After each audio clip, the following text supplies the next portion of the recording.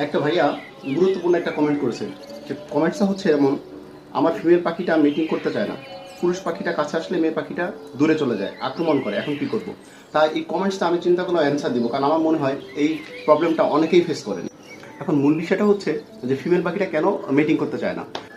এর পিছনে বেশ কিছু কারণ আছে, তবে মূলত আমি চারটা বিষয় নিয়ে কথা বলবো।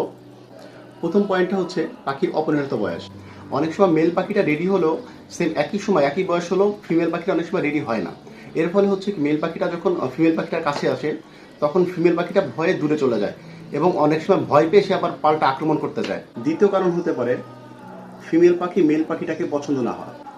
অনেক সময় হয় কি, পার্টনারকে পছন্দ না হওয়ার কারণে মিটিং করতে চায় না। 3 নম্বর কারণ হতে পারে পাখির পুষ্টিহীনতা বা অসুস্থতা।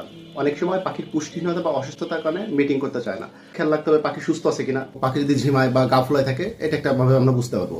খাঁচার মধ্যে অবশ্যই ক্যাটেল বোন বা মিনারেল ব্লক রাখতে হবে। 4 নম্বর গুরুত্বপূর্ণ বিষয়, পাখির হাড়ির সেট আপ।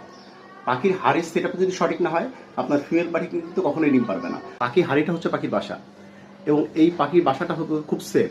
পাখি যেন এটাকে সেফ ফিল করে, কর্নার সাইডে পাখির হাড়িটাকে সেট করতে হবে, যেখানে খুব সহজে সে ভিতরে যেতে পারবে, বাইরে বেরো আসতে পারবে। খুব শক্ত করে বাঁধতে হবে যাতে ওটা কোনো ঝাঁকি না হয়। সর্বোপরি কথা হচ্ছে পাখির মিটিং এর জন্য পাখির খাঁচার সেট আপটা খুব সুন্দর হতে হবে এবং পাখির প্রতি যত্নশীল হতে হবে।